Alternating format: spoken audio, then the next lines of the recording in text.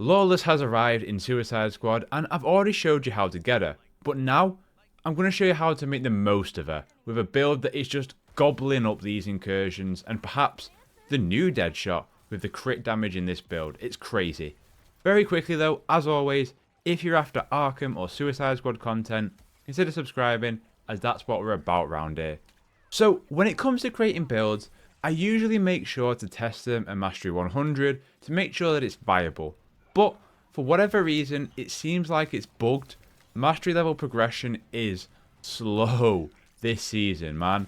It's supposed to be the average of your 3 highest incursions completed plus 5, but it's acting as the average of your 3 highest incursions plus 2. So after each completed incursion, you're only going up 1, which is making it so slow this season.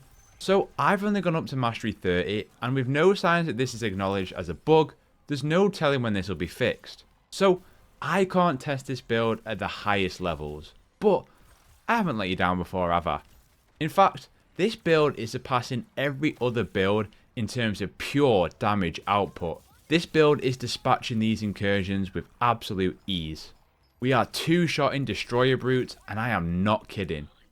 It's a build focused on sniping, airtime, and counter shots, and is, like I say, 2-shotting the toughest enemies. Anyway, I'm conscious of your time, so without further ado, let's get ourselves into the build.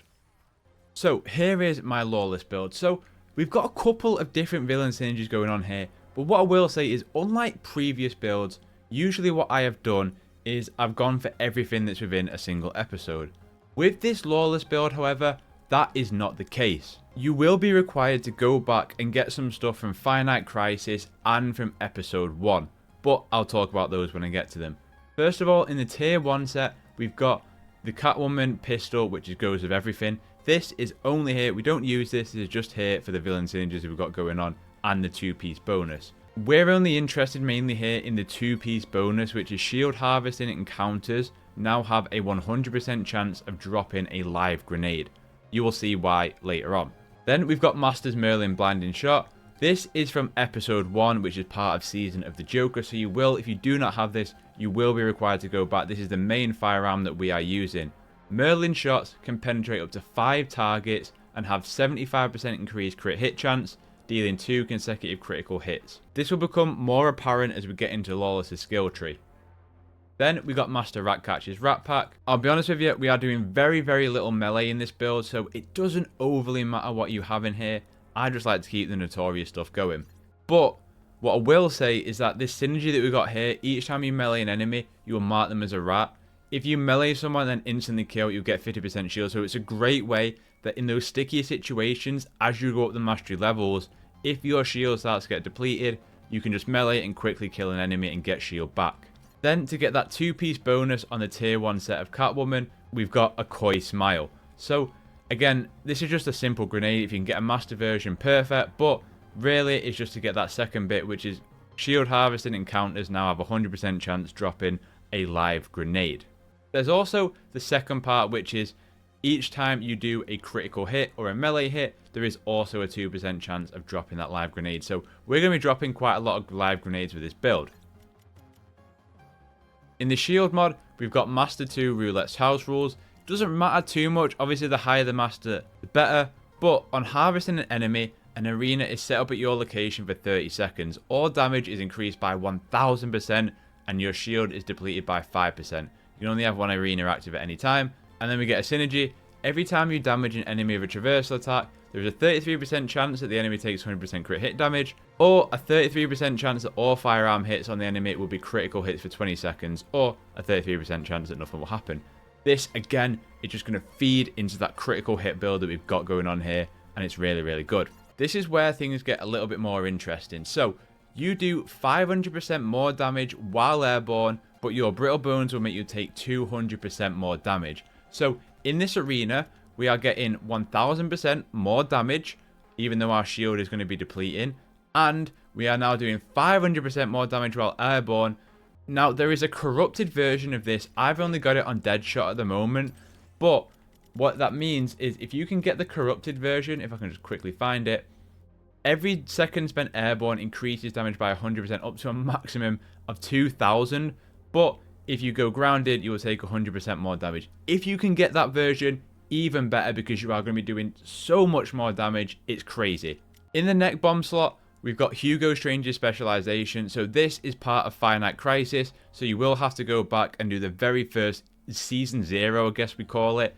After afflicting 5 enemies with the same affliction, you are immune to damage from enemies affected by that affliction for 20 seconds. This will make more sense when we delve into the talent tree, but essentially we're going to be spreading the electricity affliction to so many enemies, so we're going to be immune to their damage for a while. And finally, counter explosions now deal 200% more damage with a 50% increased radius. This is also from Season 0, Finite Crisis, and each critical counter hit will give you a 50% chance to be able to shield harvest the enemies in that explosion. So this will pair nicely into the talent tree. So this is the talent tree and the selection that we've got going on here. The important ones that I would say is it's got pockets, which is more grenade ammo, stunner, which is critical hits with sniper, which has a 50% chance to electrify enemies. Crit hits against shield harvestable enemies will spawn shield pickups. Again, because we're not really going to be meleeing too much, we're always going to be applying critical hits, and therefore we're going to get shield even from not doing shield harvesting. The next one, critical hits will have a 35% chance to spawn a live grenade. Remember at the start, when we spoke about loadouts, when we were talking about the tier 1 set 2-piece bonus, and that we would be spawning live grenades there with crit hits or counters? Well, we're adding even more to that. Again, down a peg, crit hits cause enemies to deal 30% less damage. Critical reloads increase firearm damage. And then the final one in this slot is Out of Bubblegum, which is that successful counters will electrify enemies within 20 meters. So all those enemies in your vicinity, when you reach 40 combo, you do one of these counters, we're going to electrify all of those, no damage from any of those enemies. In the second slot, the main important ones is Second Wind, which is damage reduction. Z trigger, electrifying 5 or more enemies with a single attack. Again, that's really great. While you're here, again, damage reduction against electrified enemies, so they're not going to be hurting us. And then got that glow, activating a 50 times combo, increases damage dealt by 75 and damage reduction by 25%. In the final column, the important ones is killing electrified enemies spawn shield pickups. If we're electrocuting so many enemies, man, we just got shield for days, and you really do feel that on the battlefield. A really important one for generating combo, every 4 seconds spent airborne generates 1 combo. We want to be in the air as much as possible.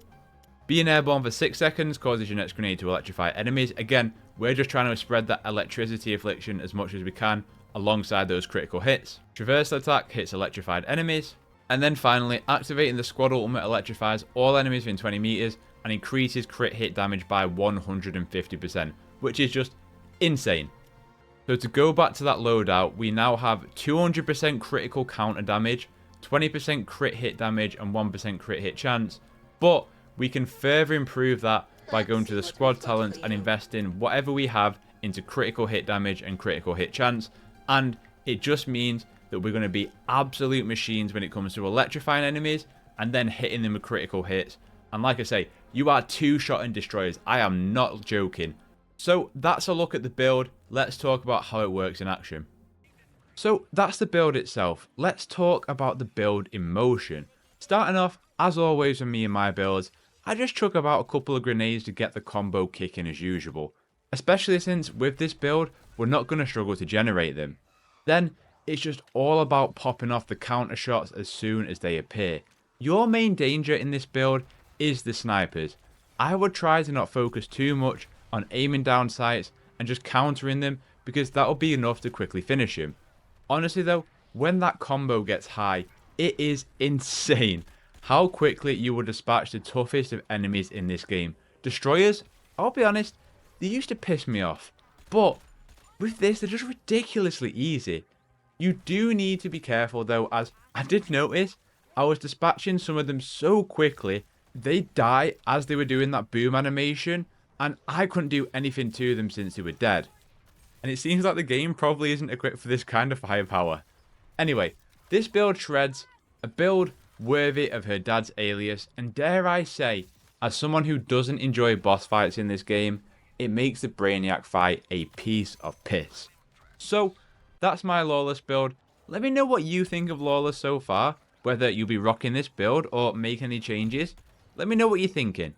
If this build is helpful, do consider dropping a like. That's your way of helping me. Like I said, if you're after Arkhamverse content, I've got you covered. I'll have some thoughts overall on Season 3, Season of Lawless coming up.